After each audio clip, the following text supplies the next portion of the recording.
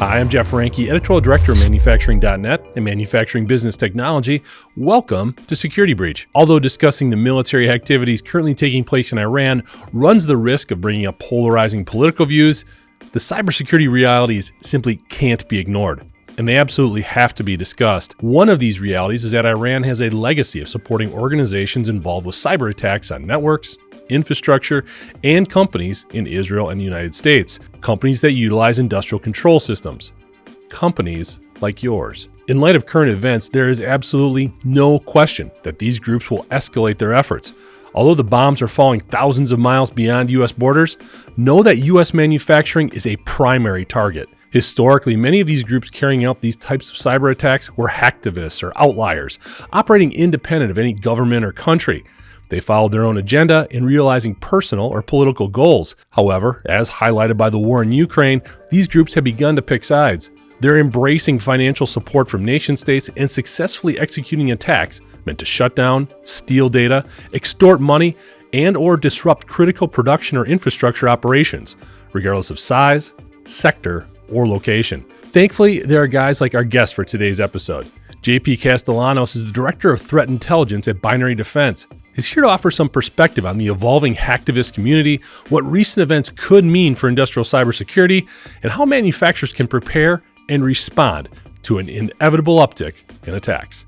JP, thanks for the time and welcome to Security Breach. One of the terms that I think has changed or evolved a little bit over time is what we refer to as a hacktivist. Okay, I mean, they kind of started out as a very altruistic, dynamic. That's shifted a little bit in recent months even. Maybe you can lead us through a little bit of how you define these hacktivists, what are some of their new affiliations, and what kind of threats are they now posing to the landscape? I would say hacktivism has evolved. In my early days as a cyber threat intelligence analyst, hacktivism was seen as like highly controversial. Think of like Anonymous, right? That's kind of like the first like major hacktivist collective that was out there. So those were the early days of Anonymous, where you had Intel officer Chelsea Manning, who was arrested after leaking documents to WikiLeaks to protest the war in Iraq. And then you had critics that argue he was simply doing cyber vigilantism, right? That caused collateral damage to innocent people and then undermined the rule of law. And now hacktivists are seen more. They're seen more like a threat, I would say. They're seen more like an extension of a threat actor. That's what I've been seeing lately, particularly when it involves geopolitics. You're still going to have hacktivists that are going to be, believing in a certain ideology. If their ideology aligns with their goals that are stating.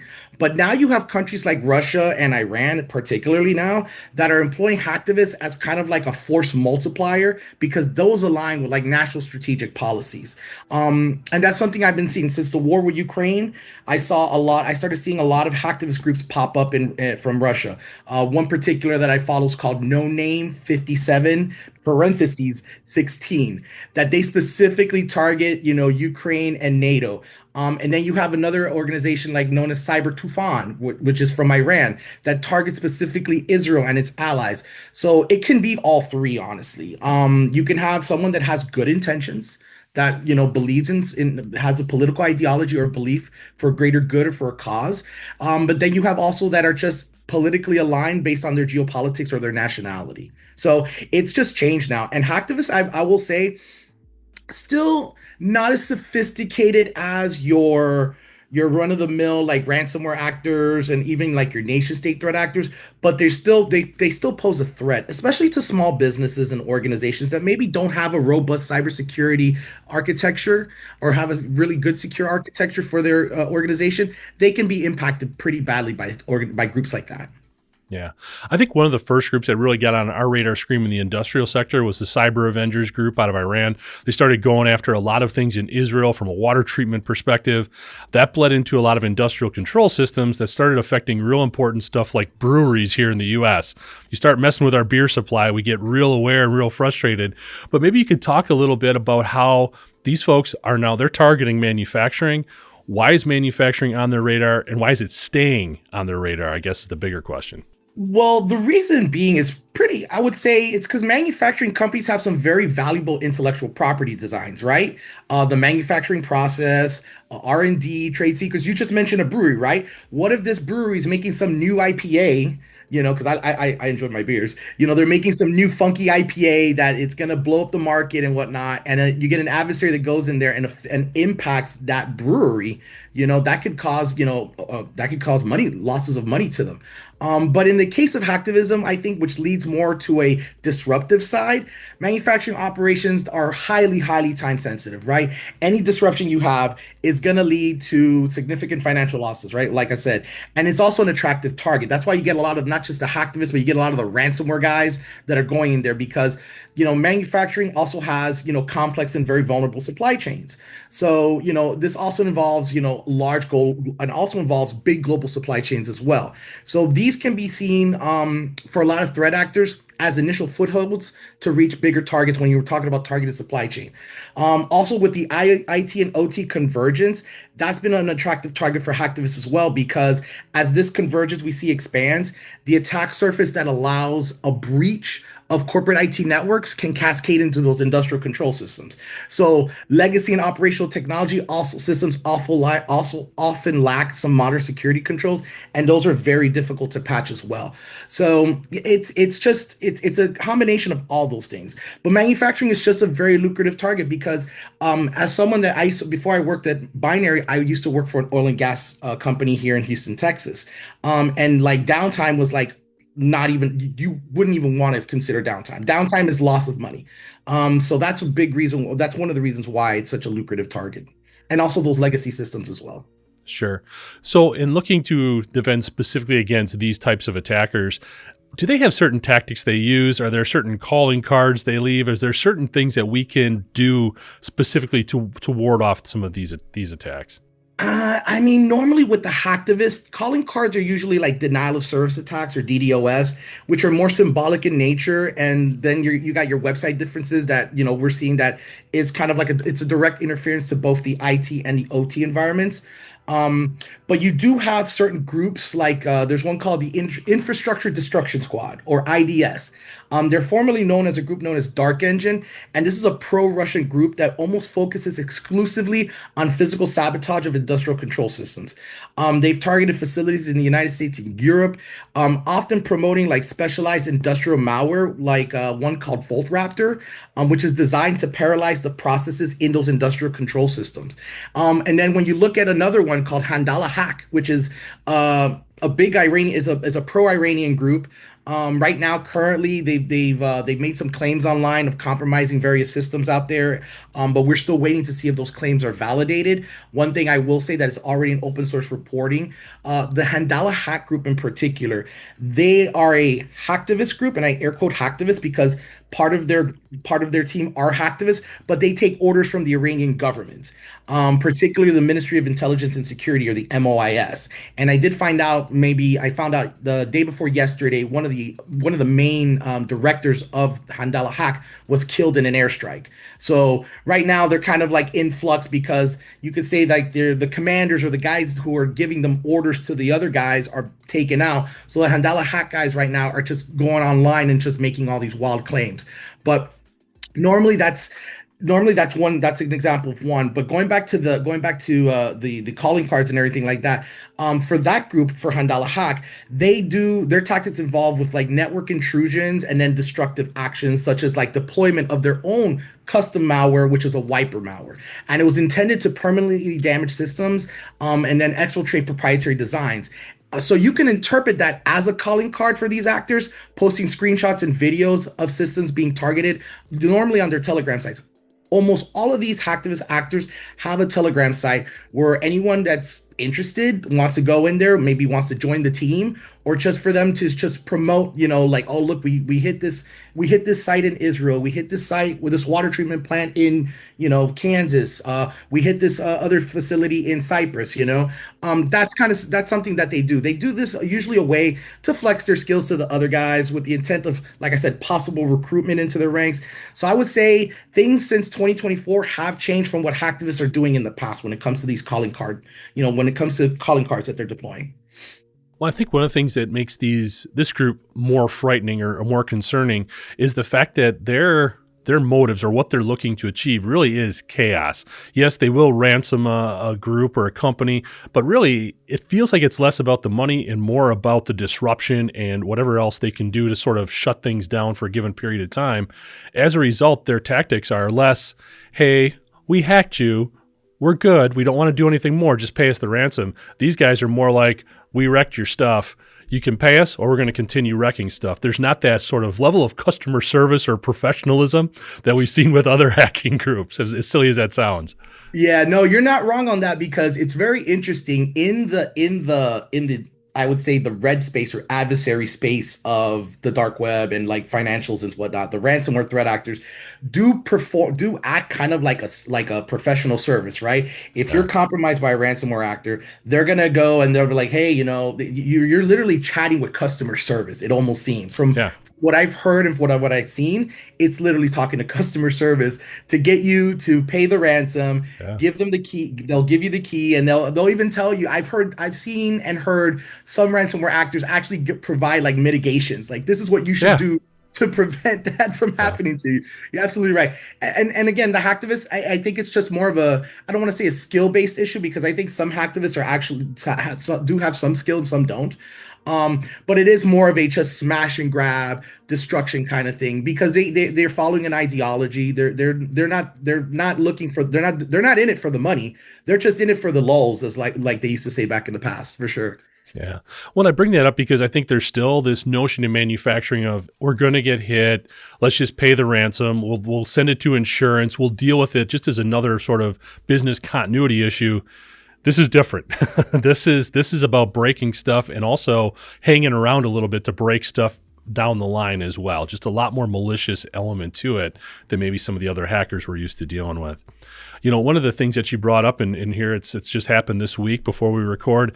Obviously, things are going on in Iran. There's a lot going on over there. I'm just curious, what are you seeing in terms of activity from some of these hacktivist groups or state-sponsored groups from targeting maybe U.S. infrastructure, or what should we expect down the road? Right now, prepare for just be prepared, be Yeah. vigilant. Right now, what we're seeing is, because when the United States and Israel initially struck Iran, there are already cyber effects happening in Iran, prior to the actual bombs landing. They lost access to the internet. They were losing, a lot of their communication systems were being knocked out.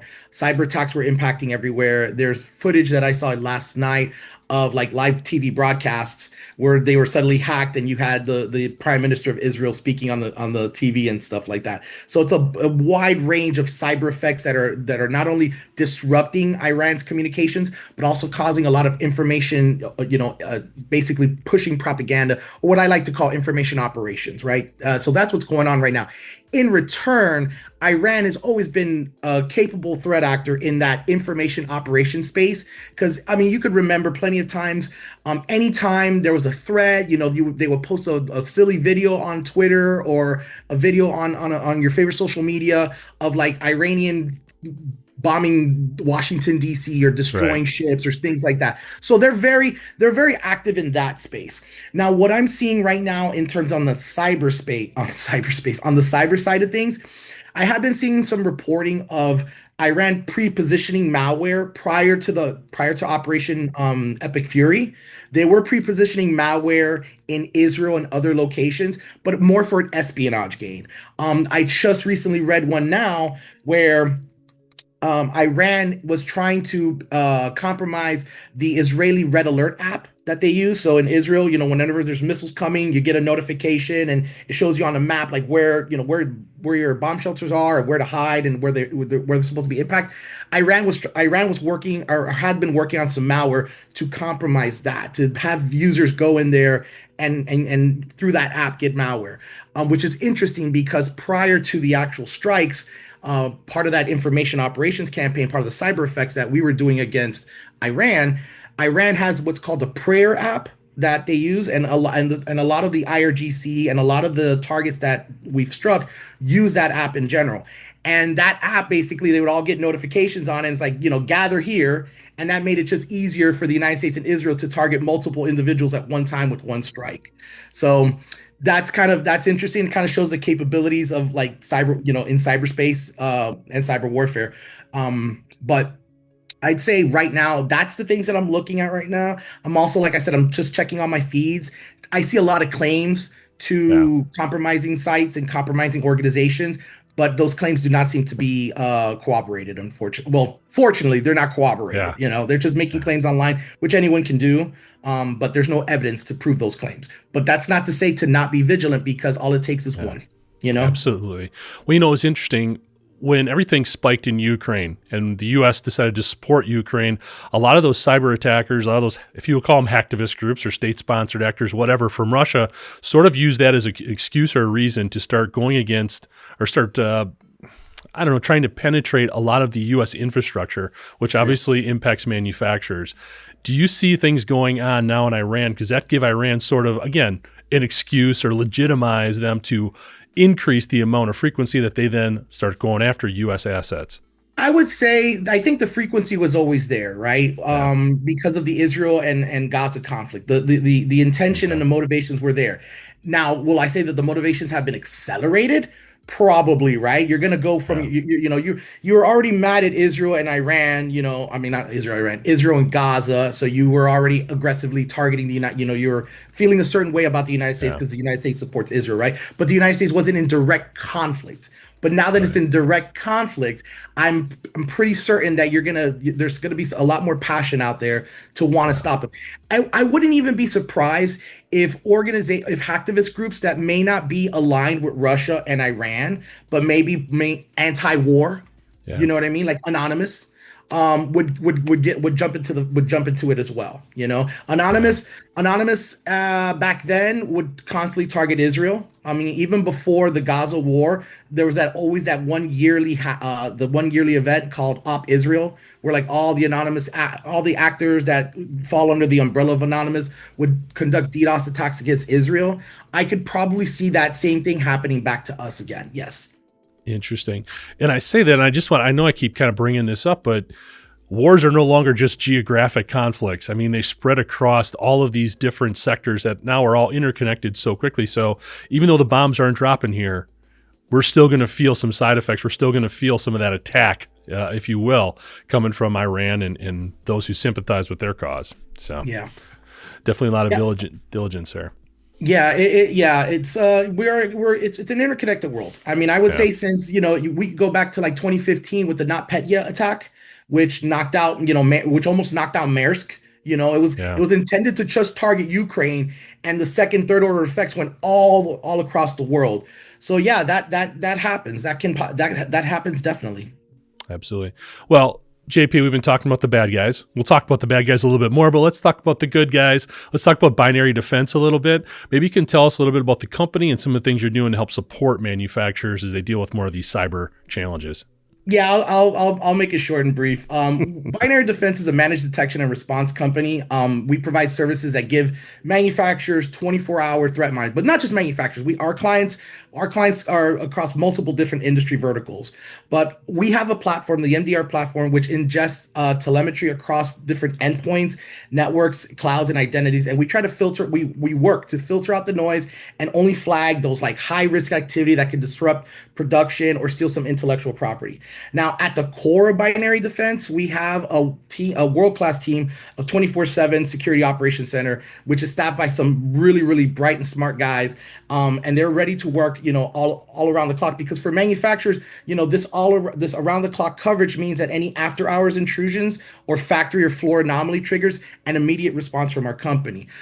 We do emphasize also some of our services. We also have proactive threat hunting. So if let's say, the SOC is monitoring, right? right? But you got that feeling that, man, there's something weird going on in there. I want someone to go in there and look for any artifacts that there might be a bad guy lurking. Because here's the other thing, as I mentioned earlier before, you manufacturing has also a lot of research and development, right? And it doesn't have to be a hacktivist that's going to try to disrupt your thing, but it could be an espionage actor that wants to know the secret recipe or wants to know, some new schematics and whatnot. And they're gonna lurk in those systems, right? They're gonna lurk in there. They're gonna quietly take out that proprietary data. So that's what our threat hunters do, right? That's what they specialize.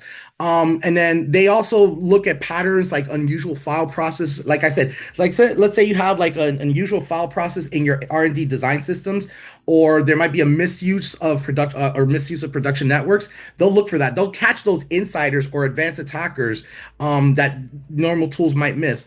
And then for me, I'm the threat intel guy. So we have a service called Threat Intelligence on Demand. And what we do is, we basically provide reports. We provide deep dive briefings. We look into a threat actor. Like if you wanted to know about a threat actor that impacted your organization, we can go and we can collect that information for you, provide you reports, mitigations, as well as best practices as well. And then give you like full details on the threat actor. And we're just and for me and my team, we're just constantly monitoring, since like Iran is our big thing right now. That's all I've been reporting on and pumping out information. And then like I mentioned earlier, the digital risk protection service, those are to monitor like open sources, dark web for any leaked credentials, any exposed intellectual property, or signs that a manufacturer has been targeted.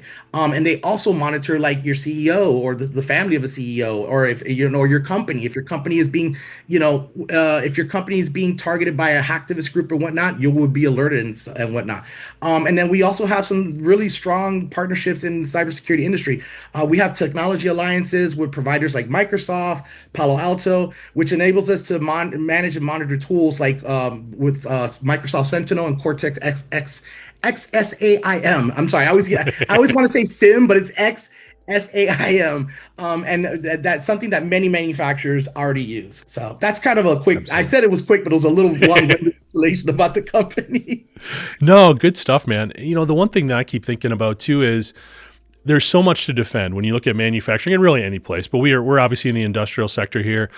When these hacktivists or state-sponsored groups go after somebody, do they have a preferred way of trying to get in? Are they looking at endpoints? Are they looking at connection points, credentials?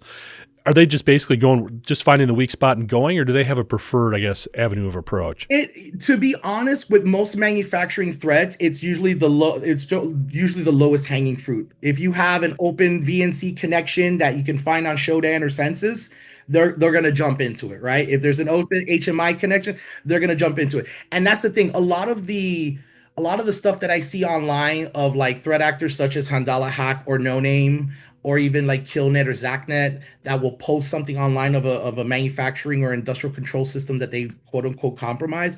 That's usually, I would say, 9 times out of 10, that was because that was unmonitored. That was something that someone installed, never left default password, left default creds in there, and it was compromised, and it was a gateway in. When it comes to the more advanced stuff, when we're talking about espionage, that's usually more or less either.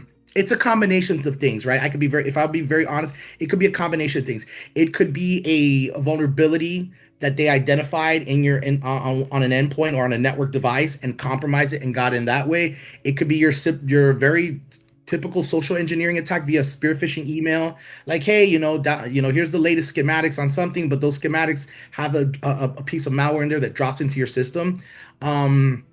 And then those right there, those two examples are probably ones that I would say you would see the most targeting manufacturing.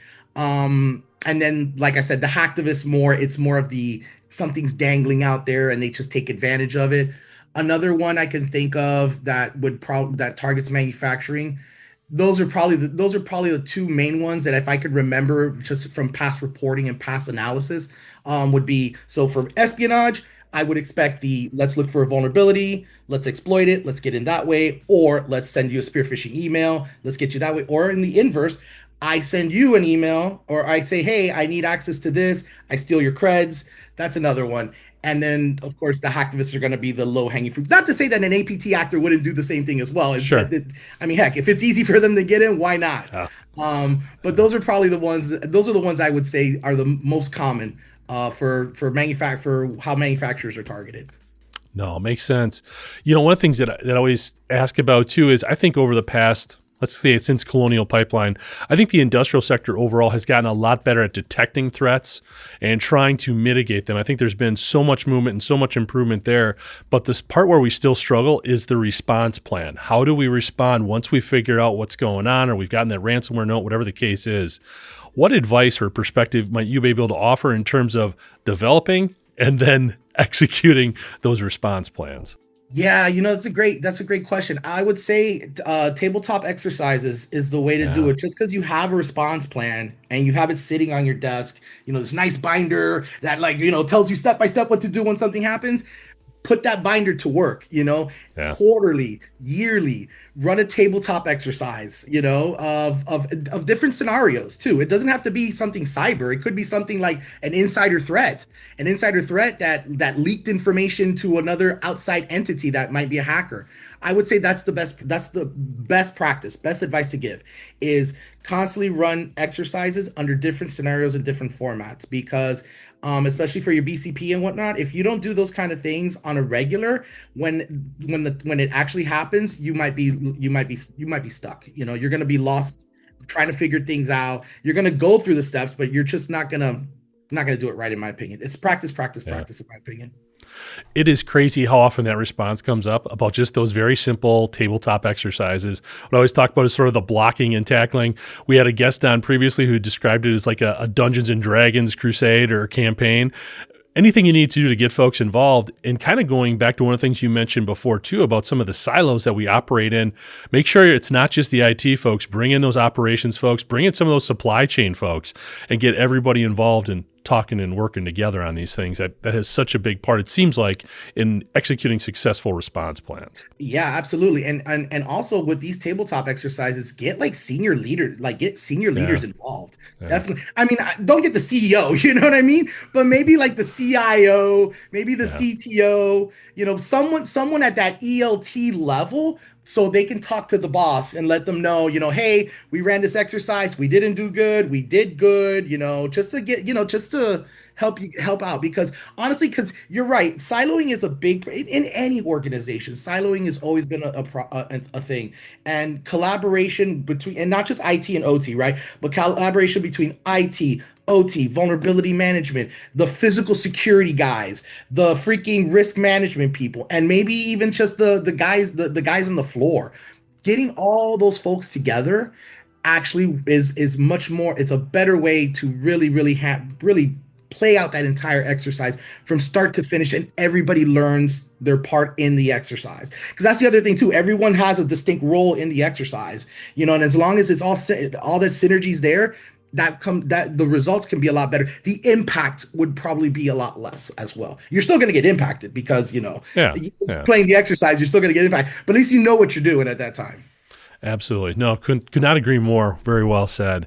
JP, this has been awesome. We've covered a lot of different stuff, a lot of great insight here. Wrapping things up a little bit, when you look forward and you look at this landscape, what are some of the biggest trends, themes, concerns you may have as we look forward with industrial cybersecurity?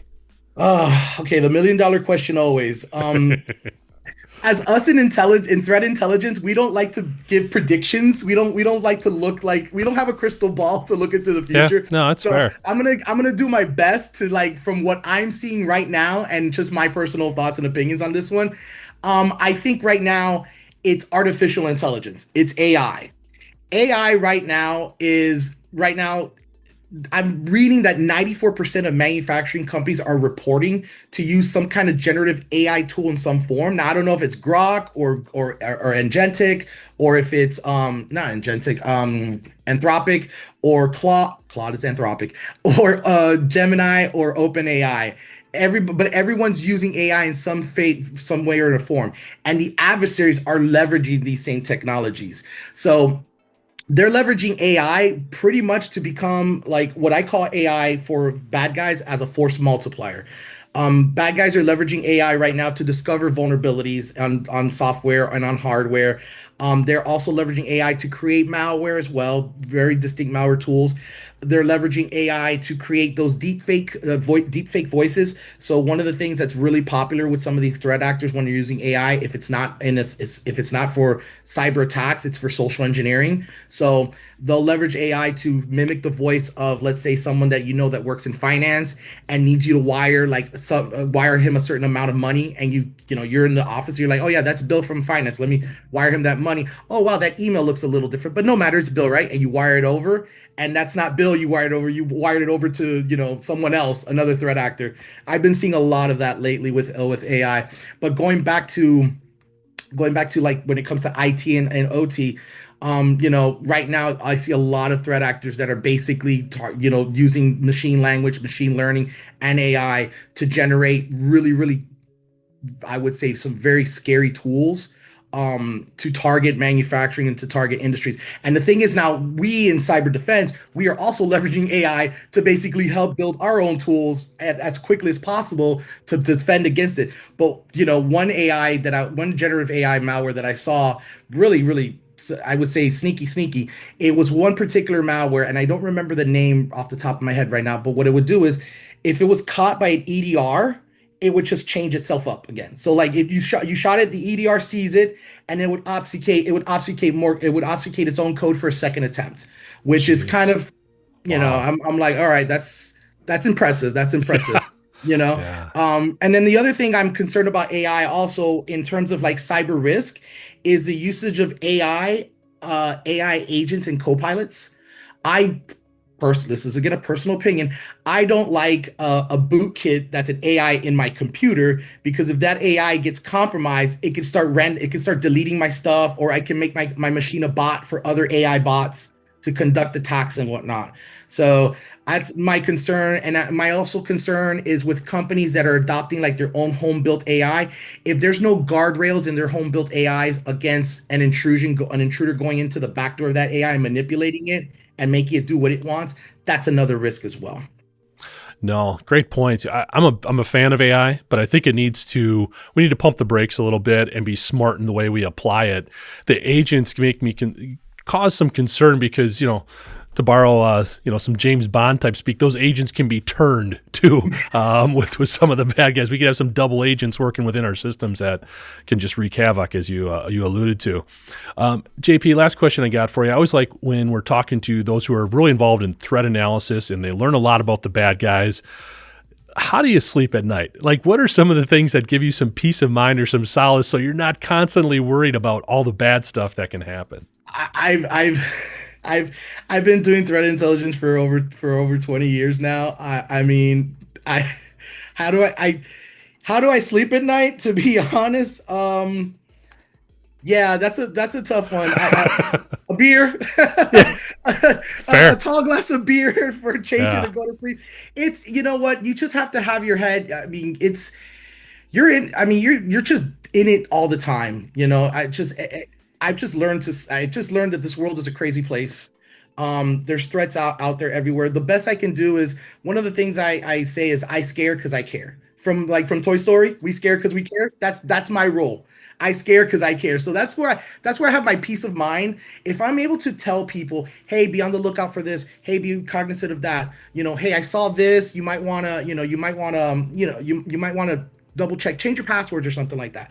I get asked all the time by folks, family and friends, hey, what are you concerned about with this threat or that threat? I just got a message now from a family member. It's like, hey, should I be worried about China and Russia getting involved in Iran? And it's like, that's a really good question. And I just told her, no, not really, because it wouldn't benefit both countries right now to get involved in that kind of conflict.